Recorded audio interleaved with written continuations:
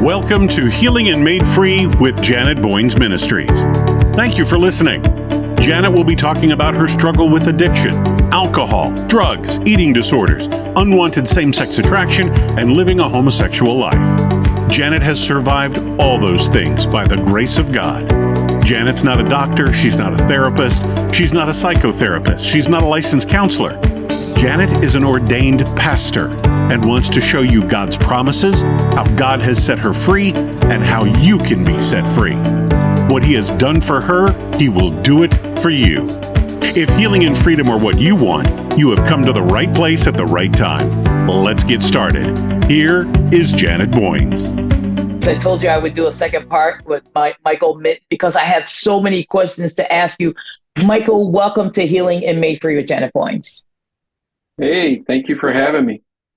Those that are out there listening, if you have a son that is living a life of homosexuality and your husband or a father that is dealing with this issue, share this with them because I believe the questions that I'm asking Micheal and his responses will help you immensely. Micheal and I have been friends for, well over 10, 15 years. And I just believe now God's going to use this story to help a lot of other people. Micheal, there's a few things that I didn't get a chance to ask you in our first interview, which I think is important right now. I mentioned early, in our interview in the first part that your daughter got married.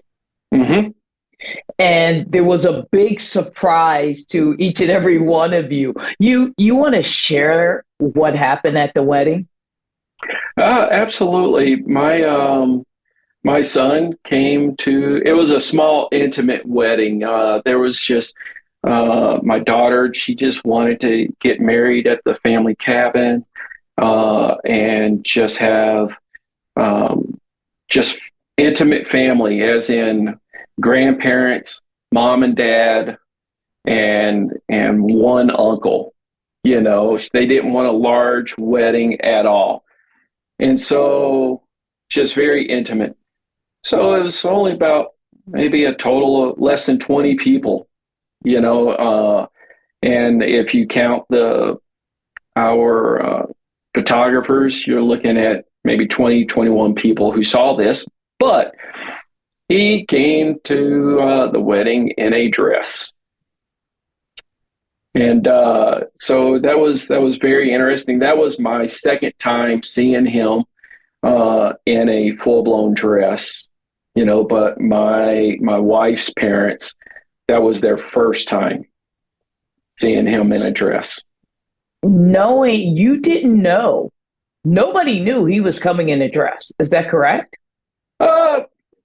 We did.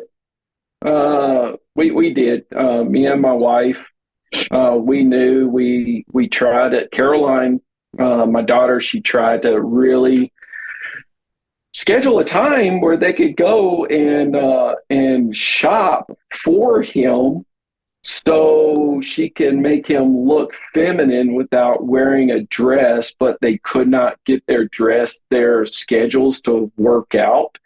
So between her work schedule, his work schedule, whatnot, that it just didn't happen. So as a dad, seeing your son walk into a wedding, just walk your daughter down the aisle, because anybody can walk somebody down the aisle, but only one person can give them away, and that's the dad. Mm-hmm. You talked earlier in your first interview with me, just about, just embarrassment. Were you embarrassed? Mm-hmm. At that point, no, it is what it is. I had a good conversation with my father-in-law the day after with him. And he's the one that brought it up. One thing that I was really appreciative of, and that was nobody at the wedding gave him the reaction he was looking for. Everybody was like, there's an elephant in the room. We're not going to deal with this. They treated him like he was wearing man clothes. like he was wearing a suit. Nobody, even the groom side of the family never addressed the dress, and my father-in-law was like, man, I was so furious. He was more embarrassed than I was. And he was like, I wanted to say something. I said, well, it's probably a good thing that you didn't. He said, I disagree. And I said, hey, you know what? He may have not have been the bride, but if you would have said something, he would have turned into Bridezilla. And it would have ruined the day. So you did the right thing, because a lot of times what I've learned is this may not be applied to everybody, but I often wonder, are they looking for a particular reaction? Mm-hmm. Because it was shortly after that, because nobody gave him the reaction. Because my son, I've heard him make this comment that Christians are just absolutely judgmental. They throw the Bible into our face, and whatnot. And so so I wonder if sometimes they do this in order to get the reaction to validate the feeling that they feel on the inside. Because it was shortly after that that he just randomly in a conversation tells my wife that feels like he doesn't want to take estrogen anymore. And so he just randomly started doing that. And and it was shortly after that we really started praying the Pauline epistles, prayers over him specifically, that he would be enlightened. Just reading praying the Pauline epistles and injecting his name. That's in Ephesians. Yes, it's in Ephesians. So between those two things, we believe that this is what is slowly starting to change. What I like change about him. what you said, Michael, is that not responding or reacting to your son wearing a dress, and thank God your father-in-law didn't, because he would have turned into Bridezilla. I agree. Right. But then we would have gave him just what he was looking for, and a reason to say, see, I told you, blah, blah, blah, blah. And Right. So I'm glad you didn't. And because nobody responded, he wasn't affirmed based on what he was thinking and what he was feeling. Nobody gave that to him. You know what I mean? So if he's not getting the reaction he's looking for, well, that void that I have is not being met by somebody acting out and saying this and saying that. So it's not really validating what he thinks or feels. So to say, I'm not going to take the estrogen, or however you say it, that tells me that he's starting to think, well, that's not working for me. Right. Maybe eventually he might think, I need to go get some counseling to try to think about, why am I doing or saying the things that I'm doing? And Michael, your son grew up in a Christian home. So it's the outside world that is telling him either he was born that way, or your parents are off the wall, or the church don't love you, this and that about the body of Christ. Do you agree or disagree? I totally agree with that, because he was in the private school that's connected to our church. And at one point, I think it was fifth grade, that the school realized that they didn't have the resources to meet his needs on the autism spectrum. Thank God the school now has a program for special needs kids, but we were forced to send him to public school. And I could tell you, this particular ISD is extremely liberal up here in Minnesota. It's extremely liberal, and they're pushing that agenda really hard. And so I often wondered, did some of this come from that outside voice from the school that he was going to, and we just didn't realize it? Mm-hmm. Well, we know Minnesota has a large community of homosexuality. Absolutely. It's a very liberal state versus where I live in Texas.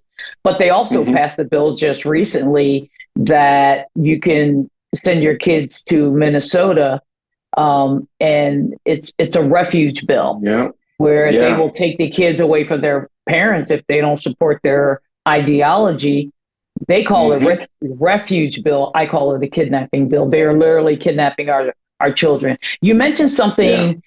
Those of you that are listening, please share this video. If you're only listening to two, we did a part one with Micheal Minton. His son is living a homosexual life. He's autistic.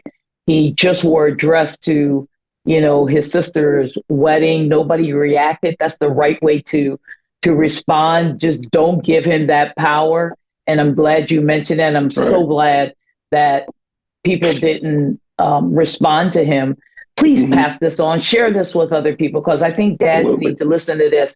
Micheal, you mentioned about the school didn't have the tools at that time your son was in school to deal with autism. But let's talk about the school and the resources for people that are dealing with homosexuality. I know they have they use a professional counselor, but what I noticed in not only the school that you're connected with, a lot of the other schools don't want to bring somebody in like myself who has the expertise, because we went through it and we are on the other side. I've been out at like 20 years, but sometimes they just go right over our head and use a professional counselor. I'm not saying anything's wrong, but I believe knowledge is important. Knowledge is powerful. If they're knowledgeable about that issue, it's important. But also, I believe that somebody who has been through it, to give hope to that person so they can see that change is possible. It says in Proverbs 24:5, it says, wisdom brings strength and knowledge gives power.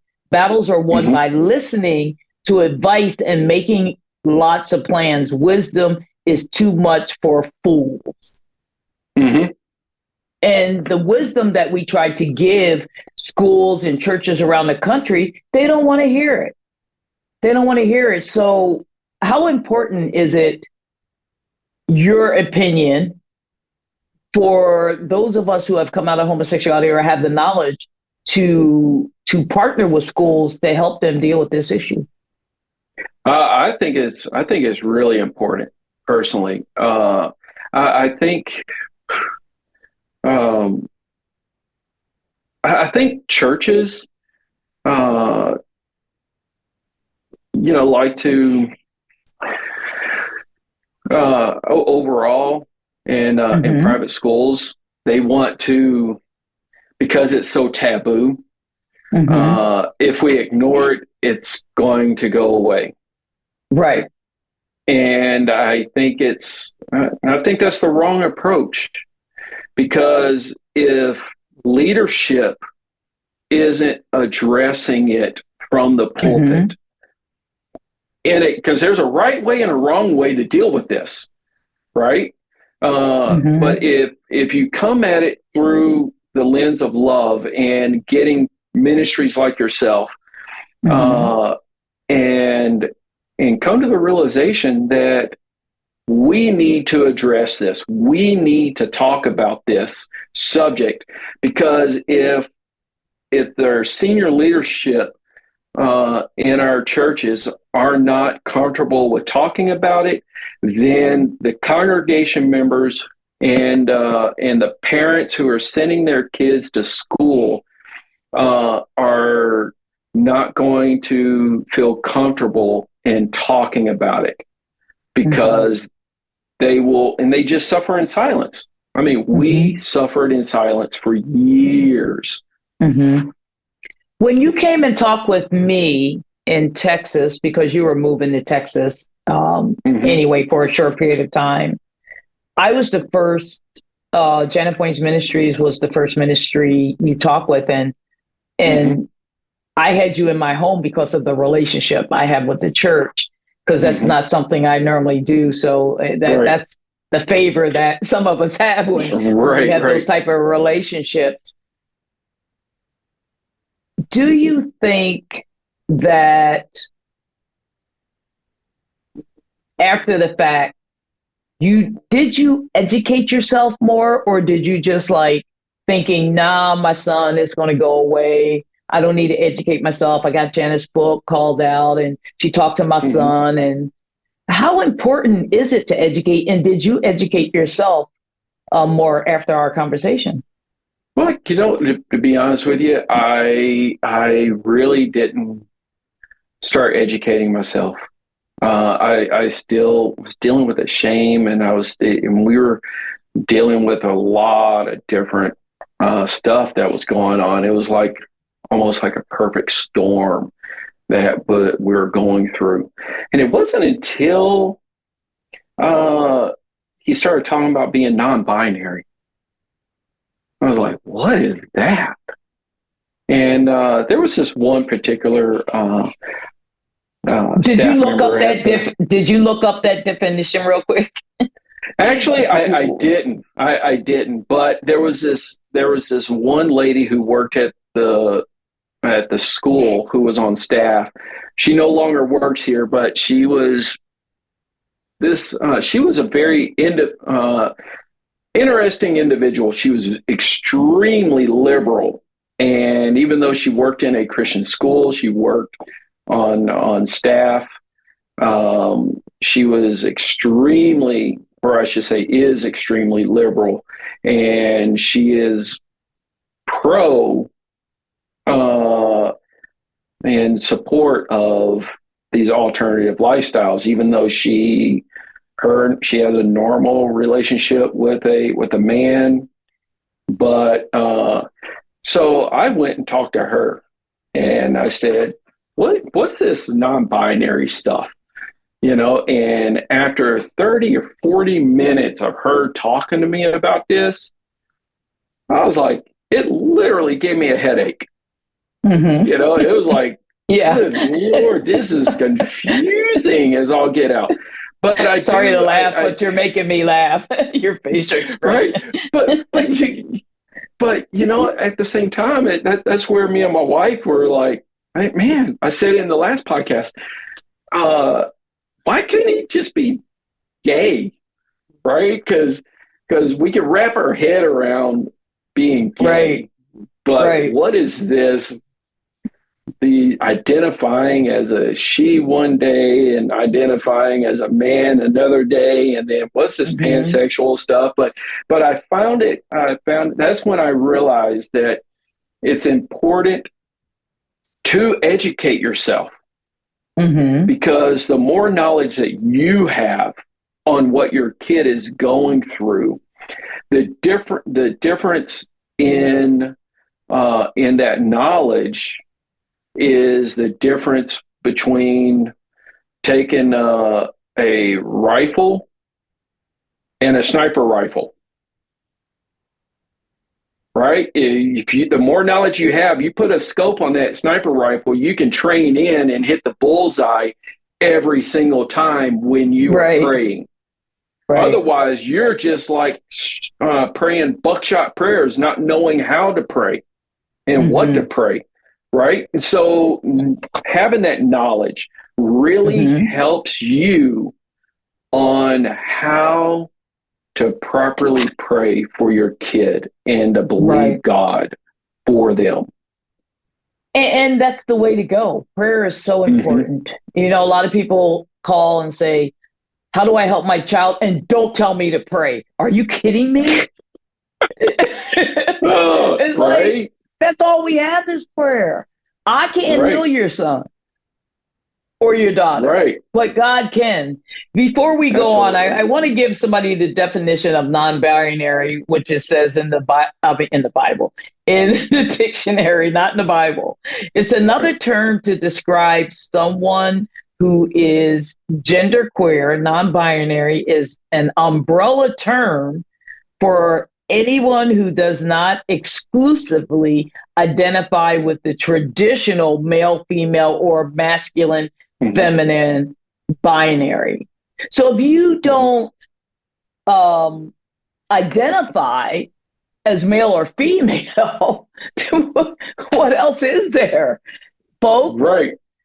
Those that are listening, if you don't, and you're gay or you're non-binary, this is not to hurt you. If you don't feel like you're male or female, what you're telling me is that, Jeremiah 1:5 that says, I ordained you in the womb. Right. God took a blank canvas and he said, you're going to be male or female. I didn't make that decision. Your parents didn't make that decision. Why do you think they have a gender reveal? Because they don't know what God has placed inside mom's stomach. So God made a decision, folks, on if your child or if you were going to be male or female. Now, if we had a choice, then God would have asked your parents, but he didn't ask. And so for us to say, God, I don't like what you made and who you made me is a shame, because God doesn't make a mistake. And the Satan, who is the enemy, the father of lies, have lied to so many people out there. Those of you that are listening, we are talking to my good friend, Michael Minton, who has a son who said he was gay or non-binary, and now talking about transitioning and now getting away from possibly, taking hormone pills. I mean, you can just hear our conversation of all the confusion that Michael's son is going through. And he's autistic. And so, Michael, we're coming to a sad end of this conversation, even though I'm hopefully will be meeting with Michael in a week or next week about starting a group possibility, even at the church, maybe for families that are dealing with this issue. Not because Michael have seen victory. And you need to know that you don't have to have victory to help other people. Yes, we want to see victory, like my two board members, Janet and Tim. But to put yourself in the position to talk to other parents as if we're going to call those things as be not as though they are or they were, that your child will walk away from that life and will be set free. Michael, I want to give you the last word before I ask you about sharing your email address with my listeners. What would you like to say to fathers, mainly out there, that has a son that, or a daughter who is non-binary, thinking about transitioning, or is wearing, the opposite sex clothing? What do you want to say to them? Man, love them. Love them no matter where they are. Respond. Do not react, because that's what they are looking for. They are looking for your reaction. It's Jesus said it the best. He said, I will make you fishers of men, period. He didn't tell us to clean the fish. It's not your job as a parent to clean your fish that you have living with you. It's not your job. That is Holy Spirit's job, to convict them.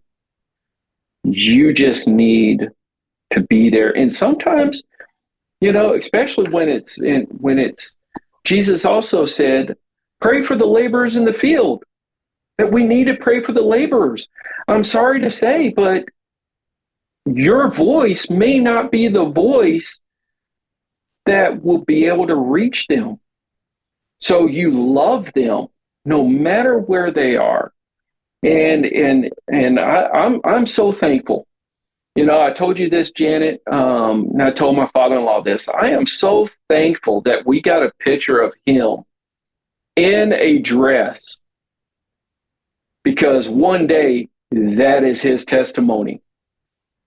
That is his testimony. I look at that picture and I say, thank God that he has a testimony, right? And sometimes before you can have the money, you got to go through the test to have that testimony. So you just pray You just pray for your kid. You love them.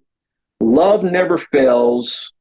And like one pastor said, if you don't quit, you will win. Period.